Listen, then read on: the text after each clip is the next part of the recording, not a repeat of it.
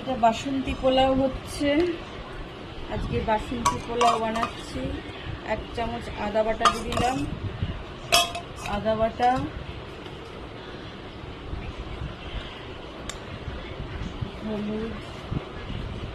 হলুদ গুঁড়ো,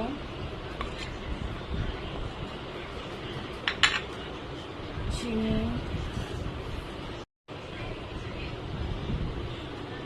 আচ্ছা আদা বাটা, হলুদ, চিনি, এখানে 2 চামচ নুন আছে, নুনটা দিয়ে 2 চামচ নুন আছে, আর ঘি 1 বাটি ঘি দিলাম।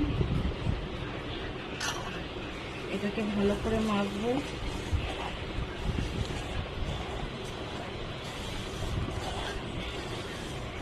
মেখে 1 ঘন্টা রেস্টে দেবো।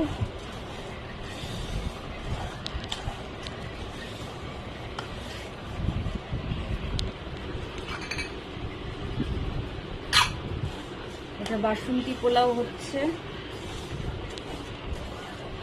এটাকে শুধু এখন মেখে রাখছি, 1 ঘন্টা মেখে রেখে দেবো, তারপরে বানাবো।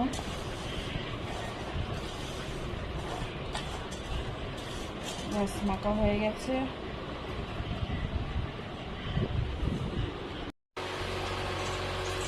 ঘি দিলাম 1 বাটি, ঘি দেওয়া হলো।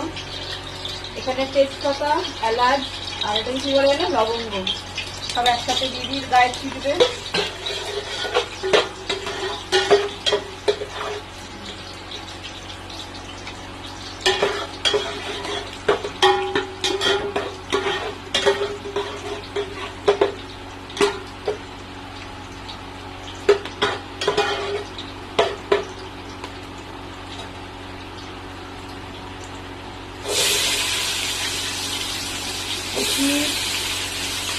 কাজু দিয়ে দিলাম,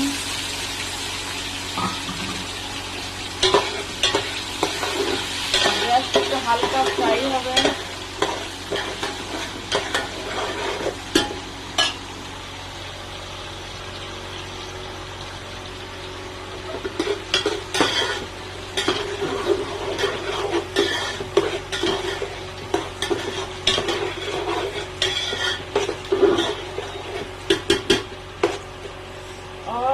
কি সুন্দর গন্ধ বেরোচ্ছে। তেজপাতাটা পড়ে নি। আচ্ছা, এখানে রেখেছিলাম গোবিন্দভোগ চাল, সবকিছু রেডি করে 1 ঘন্টা রেস্টে দিয়েছিলাম। এবার দিয়ে দেবো। জয় মা তারা, পড়িস না, গ্যাসটা কমাতে হবে।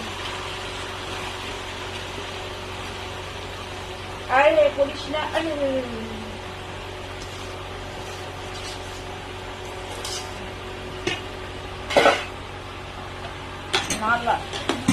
নালে তলায় লেগে যাবে।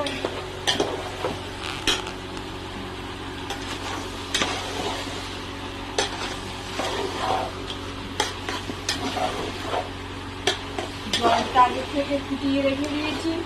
চালটাকে ভালো করে ফ্রাই করব, হয়ে গেলে গরম জল ঢালবো। আর এখানে তো মাংস চাপটা রেডি হয়ে গেছে, মোটামুটি রেডি হয়ে গেছে। আমার বাসন্তী পোলাও রেডি হয়ে গেছে। গ্যাসটা বন্ধ করে দেবো। একেবারে রেডি, বাসন্তী পোলাও রেডি। আর এখানে চিকেন চাপ, এটাও হয়ে গেছে। সুন্দর কালার এসছে চিকেন চাপ।